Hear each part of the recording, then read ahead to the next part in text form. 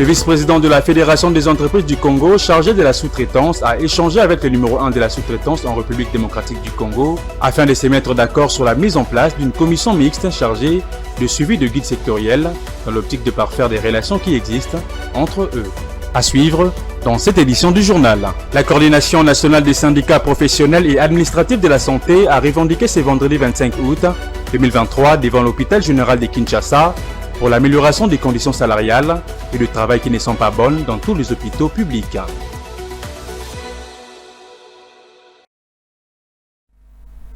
Il est 20h, c'est l'heure de vous informer, mesdames et messieurs, bienvenue dans cette édition du journal. Dans l'optique de parfaire les relations qui existent entre l'ARSP et la FEC, quelques mois après la signature du protocole d'accord, le vice-président de la Fédération des entreprises du Congo chargé de la sous-traitance a eu de fructueux échanges avec le numéro 1 de la sous-traitance en RDC afin de se mettre d'accord sur la mise en place d'une commission mixte chargée des suivis du guide sectoriel. Après la signature des accords intervenus en mars dernier entre l'autorité de régulation de la sous-traitance dans le secteur privé et la Fédération des entreprises du Congo, les deux parties ont pris la résolution de mettre sur pied une commission paritaire qui va pouvoir œuvrer à l'évaluation des activités reprises dans les guides sectoriels. Voilà entre autres les motifs de la visite de la délégation du vice-président national de la FEC en charge de la Commission nationale de la sous-traitance auprès du directeur général de l'ARSP. Voilà pourquoi on s'est mis d'accord avec le directeur général de l'ARSP pour essayer de mettre en place très rapidement cette commission paritaire, d'autant plus que l'ARSP a déjà lancé des missions de contrôle dans les entreprises. L'un des principaux objets de cette mission, ce serait d'une part de rassurer les entreprises identifiées dans la chaîne de la sous-traitance en ce qui concerne l'approche, qui est une approche pédagogique et une approche de régulation. La mise en place de cette approche de suivi sur l'application des lois sur la sous-traitance apportera un impact positif sur le résultat. C'est ce que pense le DG de l'ARSP, Michael Katem Kachal. Nous voyons comment le président de la République prend à cœur l'entrepreneuriat et raison pour laquelle nous nous mettons ensemble avec la FEC pour pouvoir relever ces défis. Et je peux le dire, la vision du chef de l'État est en train de se matérialiser. Et nous allons créer ces millionnaires-là et ces milliardaires attendus par toute la population congolaise, mais dans un climat des affaires gagnant-gagnant qui va permettre à ce que tout le monde puisse se retrouver. Tout comme fait, l'implémentation des prescrits de la loi qui régule la sous-traitance dans le secteur privé demeure une priorité non négociable pour le numéro 1 de l'ARSP. Je l'ai annoncé au sommaire de ce journal, c'est vendredi 25 août 2023, la Coordination nationale des syndicats professionnels et administratifs de la santé a manifesté devant l'hôpital général de Kinshasa leurs revendications portées sur l'amélioration des conditions salariales et de travail qui ne sont pas bonnes dans tous les hôpitaux publics. Un reportage de Grace Luyanga et Joe Manana. Cette manifestation devant l'hôpital général de Kinshasa est l'expression du désarroi de ces syndicalistes qui continuent de porter haut leurs revendications. En grève depuis le mardi de la semaine passée, ils sont venus entre autres observer le respect du mot d'ordre lancé. À cette occasion, Joseph Kibangula, membre de la coordination nationale de syndicats professionnels et administratifs de la santé, explique ici les raisons d'être de cette manifestation. Selon notre calendrier d'accompagnement des camarades qui sont dans le mouvement, nous avons prévu la journée d'aujourd'hui ici à l'hôpital général de Kinshasa, ex-Mamaemo, pour voir l'ambiance qui règne et comment les camarades ont respecté le mot d'ordre. La première revendication concerne les pécuniers, les salaires et la prime de risque que l'État congolais nous paye. Le deuxième aspect de notre revendication, c'est les conditions de travail qui ne sont pas meilleures partout dans les hôpitaux publics de l'État. Alors par rapport au premier point qui concerne les salaires et les primes que nous recevons, vous êtes sans ignorer, je pense, que nous avons eu beaucoup de négociations avec le gouvernement, mais qui n'arrivent pas à respecter ses promesses. Au-delà de ces revendications, il reste au moins ouvert à négocier avec les gouvernements. La fin de la grève, ça dépend de la bonne foi, de la bonne volonté du gouvernement. Je crois qu'ils vont écouter ce que je suis en train de dire. Je pense que ce que nous sommes en train de faire aujourd'hui, c'est un appel pressant au gouvernement qu'il puisse être sensible et donner des solutions à nos revendications. Signalons que parmi leurs revendications figure également la nécessité de leur trouver une autre institution bancaire où recevoir leur salaire. D'une ville à une autre, le service de sécurité du Haut-Katanga ont présenté le jeudi 24 août 2023 auprès de l'autorité provinciale 95 feuilles de cathodes de cuivre volées par certains inciviques. Ces cathodes détournées de leurs itinéraires étaient en train de traverser la frontière congolaise vers la Zambie avant qu'elles ne soient interceptées par les services antifraude du Haut-Katanga au niveau du péage de Kanyata.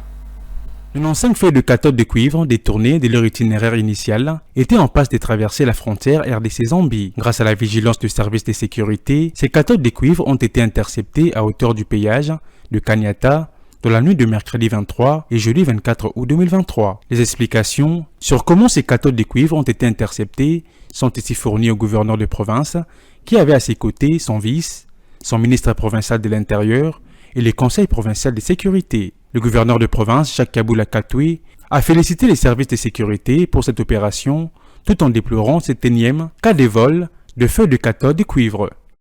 Nous allons mettre à la disposition du parquet général pour que les enquêtes soient menées et que nous puissions établir les responsabilités.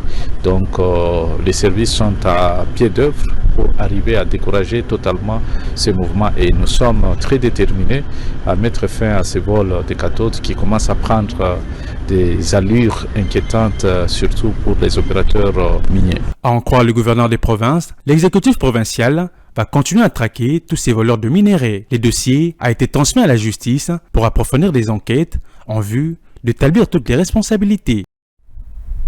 24 heures après son ouverture, l'atelier sur le renforcement de capacités organisé par le Centre de recherche sur la pauvreté s'est clôturé ce vendredi. Une activité dédiée aux femmes du ministère des Infrastructures et Travaux publics avec comme thème l'entrepreneuriat féminin. Deux assises qui se sont clôturées avec la remise de brevets aux participantes. Claude Congo était sur place et Eddie Boma. Les activités de l'atelier de renforcement de capacité viennent de se clôturer. Organisées par les centres de recherche sur la pauvreté, les assises ont été honorées par le secrétaire général de la reconstruction au ministère des ITP qui a remis le brevet à toutes les participantes tout en les invitant à mettre en pratique les matières acquises afin que la société en soit bénéficiaire. Vous avez suivi une formation, c'est rare, c'est exceptionnel et c'est très bien, c'est encourageant. Suivre une formation sur l'entrepreneuriat. Derrière chaque femme que vous êtes, se cachent beaucoup d'autres personnes. J'espère que cette formation-là leur soit également bénéfique. Je souhaite que cette formation également porte des fruits en termes de suivi, en termes d'idées, de projets qui peuvent booster les ITP encore plus loin et encore plus haut. Madame Flore Wondozo, participante, a invité les femmes à s'investir dans l'entrepreneuriat. Restons toujours unis, soudés, parce que c'est dans l'union qu'on peut faire de grandes choses. Nous sommes déterminés à aller de l'avant. Alors pour aller de l'avant, nous devons être unis, concevoir des idées ensemble. Et vous voyez ce qui va faire que les TP, les femmes des TP, fera une distinction par rapport à d'autres ministères. Les femmes de ces ministères sont ainsi appelées à mettre en pratique les notions acquises. Au cours de cette clôture, les femmes bénéficiaires de la formation ont salué l'initiative tout en remerciant les organisateurs. Elles disaient être à présent en mesure de bien gérer les activités financières après ces séminaires parce qu'elles ont été outillées à la hauteur. Écoutez. Il faudrait vous dire que j'ai compris beaucoup de choses. Ça m'a vraiment ouvert les idées parce que nous étions en train de faire ça déjà, mais sans pour autant savoir comment diriger les choses. Mais maintenant que nous sommes passés par ces séminaires, nous avons vraiment acquis beaucoup de choses que nous devons, moi personnellement, je dois appliquer pour que la petite chose que j'étais en train de faire puisse s'agrandir et avoir beaucoup plus d'impact que ce que je faisais d'habitude. Je remercie Monsieur Étienne et en plus de cela, je remercie l'association de femmes des ITP qui ont voulu à ce que nous puissions assister à ce séminaire.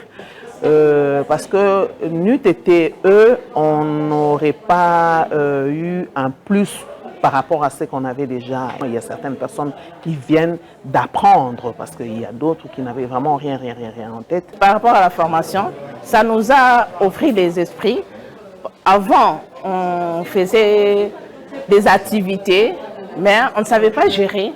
Ça va nous permettre, après la formation, ça va me permettre de gérer, de bien gérer l'activité que j'avais déjà commencée. Nous avions eu des idées en l'air. La formation nous a aidé d'éclairer, quand même d'avoir une vision de ce qu'on a comme projet à matérialiser. Autre chose à signaler dans ces journaux, 6,1 millions de personnes, c'est le nombre de déplacés internes dans la partie est de la République démocratique du Congo. C'est ce qu'indique le rapport de la situation mi-juillet de l'Organisation internationale pour la migration, rendu public le mardi dernier. Face à cela, l'élaboration d'un plan de 1,53 milliard de dollars américains a été mise en place pour répondre aux besoins humanitaires de ces déplacés internes. Suivez. En proie à de multiples conflits, la partie est de la République démocratique du Congo a enregistré depuis le début du second semestre de l'année dernière à mi-juillet de cette année le plus grand nombre de déplacés internes sur l'ensemble du continent. Pour le seul mois de juillet de cette année, 613 073 personnes ont été forcées de se déplacer à cause de l'agression du M23.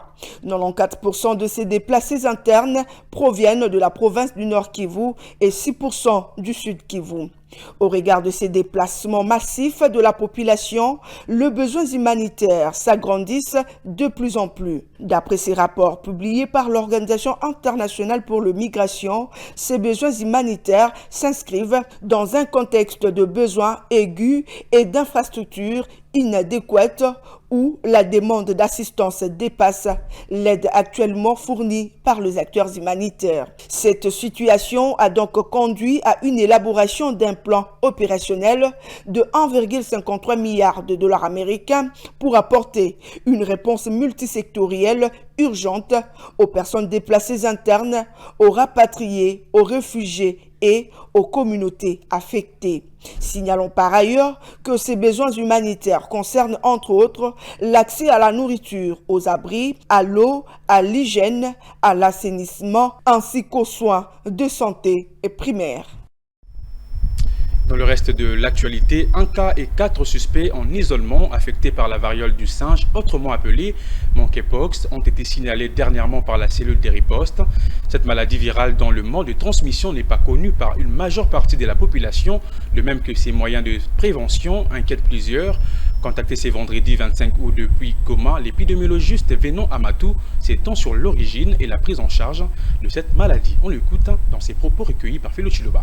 C'est à partir de l'animal contaminé que l'homme est contaminé à son tour. Donc c'est ce que nous appelons des zoonoses, dans une maladie qui part de l'animal à l'homme. Et de là, l'homme malade peut à son tour développer aussi les capacités de transmettre la maladie au moyen des différentes sécrétions du corps, comme la salive, le sang, les spermatozoïdes et d'autres sécrétions. La prévention, tout d'abord, part de l'activité humaine. Aussi longtemps qu'il y aura des activités entre l'homme et la forêt et l'homme et les animaux sauvages, en tout cas, nous ne serons pas épargnés de ces maladies. Donc, premièrement, d'abord, nous devons nous discipliner par rapport à certaines activités forestières. Et après cela, dans des situations pareilles où la maladie est présente, nous devons maintenant revenir, si je peux le dire, aux anciens systèmes comme nous l'avons fait dans la pandémie à Covid avec les mesures barrières. En fait, pour la transmission, quand l'homme, le singe ou un autre rongeur transmet la maladie à l'homme, l'homme peut contaminer à tout moment. Et quand on est en face d'une personne contaminée, le principe c'est de la mettre en quarantaine, et de mettre aussi en quarantaine les autres qui étaient en contact avec lui, afin d'observer et de soigner pour les malades chez qui la maladie s'est manifestée. Les aliments à éviter, la viande de brousse, les singes, et éviter d'être en contact ou de manger un animal que vous avez trouvé mort. La prise en charge est essentiellement symptomatique. Ça veut dire que si le patient présente une fièvre, nous soignons la fièvre à base de nos antipyrétiques, donc les médicaments contre la fièvre, notamment le paracétamol. Il y a plusieurs maladies qui sont sous surveillance et c'est toutes ces maladies, la prise en charge est assurée par l'État. Abordé sur la question de la variole du singe, l'économiste Eugène Ngwene a insisté sur la mise en application d'une bonne politique de gestion de cette maladie qui peut représenter une menace sur toute l'étendue nationale. À l'en croire, il faut éviter que cette maladie prenne une grande ampleur car elle peut entraîner les ralentissements des activités économiques. On écoute.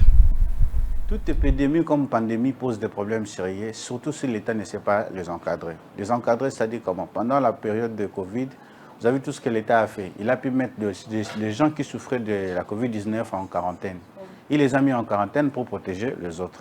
Mais en cas de menace de ce virus, l'État doit faire de même. S'il ne le met pas en quarantaine et que la maladie se généralise, or, quand la maladie va se généraliser, maintenant ce ne sera plus le malade qui sera en quarantaine, maintenant c'est la population qu'on doit mettre en quarantaine. Or, quand vous mettez la population en quarantaine, sur le plan économique, il y a des retombées négatives. Parce que là, on va assister à l'arrêt des activités économiques. On va voir que on va travailler dans le service minimum.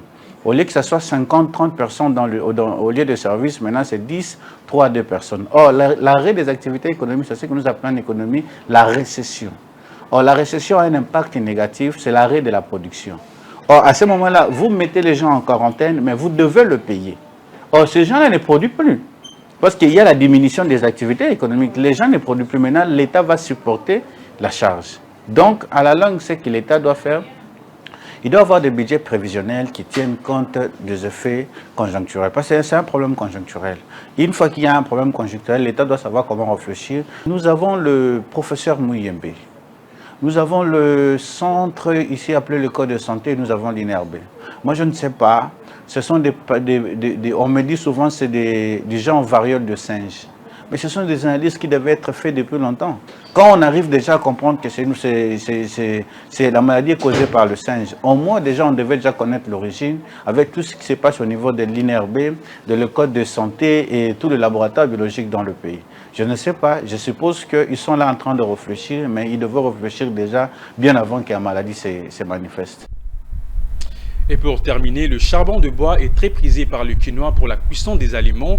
Ces combustibles hautement indispensables dans les contextes quinois en proie à des sérieux problèmes d'électricité voient son prix flamber de manière considérable. Dans les différents quartiers de la ville de Kinshasa, à l'instar de la commune de Lingwala, il faut débourser jusqu'à 50 000 francs congolais pour un sac entier et 25 000 francs congolais pour un demi-sac. Divine Mwenze, Ruben Malata pour le reportage. Selon certains vendeurs rencontrés à Lingwala, le prix d'un sac de ces combustibles a varié de manière incontrôlée, voire irrégulière cette année. Sur ces lieux de négoce, au premier semestre de l'année en cours, le prix d'un sac de braise a presque doublé, passant de 27 000 francs congolais à 50 000 francs congolais. Les raisons à la base de cette instabilité de prix, le coût des transports exorbitants, la hausse de prix de biens et d'autres difficultés moins négligeables liées à leur secteur d'activité. La première difficulté à laquelle nous faisons face, c'est le transport. Les prix de transport a flambé à telle enceinte qu'il a affecté même les prix des sacs de charbon à bois. L'instabilité du taux de change au cours de cette période était également pour beaucoup dans l'instabilité du prix de notre marchandise. Cette situation a rendu plus exigeants nos fournisseurs qui nous imposaient des prix en fonction de leur variation de taux de change, ce qui a également participé à cette hausse des prix de notre marchandise.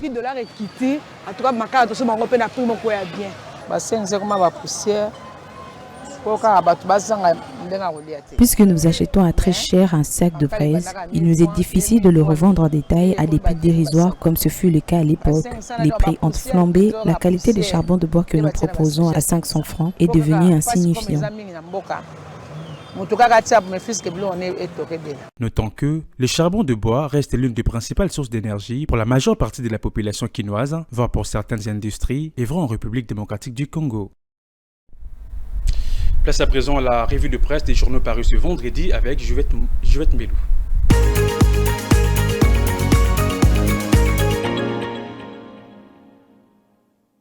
Bienvenue à tous dans cette revue de presse économique.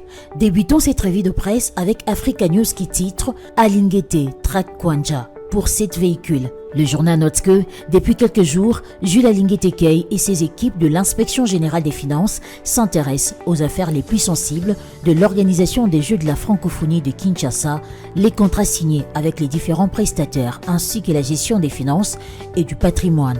En croire le journal, il traque le directeur national des Jeux de la francophonie, Isidore Kwanja, près de 2 semaines après la clôture de la fête de la jeunesse francophone pour des soupçons de détournement des biens et deniers publics, notamment de 7 véhicules achetés pour le compte du Comité national des Jeux de la francophonie, mais dont les titres officiels portent les noms des tierces. Les flics financiers ont une séance décisive ce vendredi 25 août 2023 avec Isidore Kwanja, invité à se justifier sur la situation des 7 véhicules présumés détournés au profit de tierces. Poursuivons cette revue de presse avec la prospérité qui titre pour sa part 15e sommet des BRICS, Samalou Kondé affiche la RDC en première ligne des pays solutions. La consoeur indique que, au dernier jour du 15e sommet des BRICS, qui s'est tenu à Johannesburg, en Afrique du Sud, et avant la déclaration conjointe sanctionnant la fin de ces assises, le Premier ministre Jean-Michel Samalou Kondé est intervenu le jeudi 24 août dernier devant les chefs d'État et de gouvernement, membres de cette organisation et des pays invités pour prononcer le discours de la République démocratique du Congo au nom du président de la République, Félix Antoine Tshisekedi Tshilombo. Dans son allocution, le chef du gouvernement congolais a premièrement salué l'optimisme qui caractérise les 5 membres des BRICS à affronter les problèmes qui se posent à l'humanité actuellement. Le journal renseigne que ce sommet s'inscrit dans la dynamique du changement du paradigme macroéconomique et géopolitique du monde et place les États respectifs devant leur responsabilité de trouver des solutions appropriées aux grands défis qui se posent à l'humanité, à l'instar notamment de la pandémie à Covid-19, du changement climatique et de l'atteinte des objectifs de développement durable à l'horizon 2030. Le général Blaise Kilimbalimba rassure Edi Fumompoko de l'accompagnement de la police, titre enfin l'avenir. Le journal note que Edi Fumompoko, directeur général de la DGRK, s'est entretenu le mercredi dernier avec le commissaire provincial de la ville de Kinshasa, le général Blaise Kilimbalimba. C'était pour solliciter l'accompagnement de la police nationale congolaise lors du lancement de la campagne de recouvrement forcé de la vignette prévue le 8 septembre prochain. Le DG de la DGRK s'est dit rassuré des échanges qu'il a eus avec le numéro 1 de la police de la ville.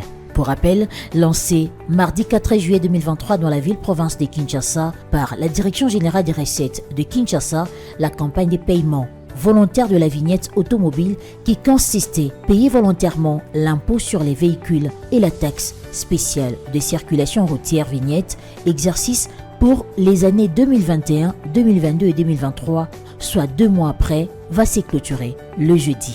Signalant par ailleurs que, lancé mardi 4 juillet 2023 dans la ville-province de Kinshasa par la Direction générale des recettes de Kinshasa, la campagne des paiements volontaires de la vignette automobile qui consistait à payer volontairement l'impôt sur les véhicules et la taxe spéciale de circulation routière vignette, exercice pour les années 2021, 2022 et 2023, soit 2 mois après, va se clôturer le jeudi 31 août prochain.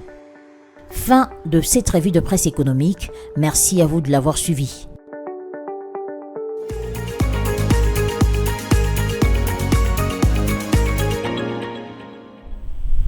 C'est la fin de cette édition du journal, mesdames et messieurs. Si vous nous avez pris en cours de diffusion, voici le rappel du titre.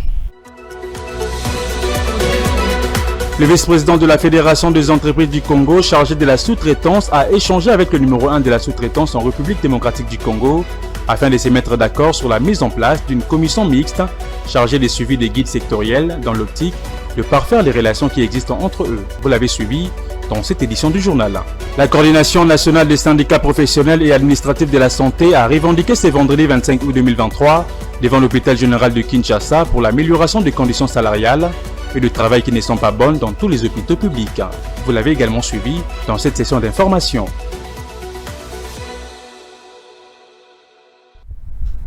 Fin complète de cette édition du journal, mesdames et messieurs. Merci de l'avoir suivi. L'actualité reste en continu sur toutes les plateformes Facebook, YouTube, Twitter, Instagram et TikTok. D'ici là, portez-vous bien et bonne suite des programmes sur Ecofin Télévision. Au revoir.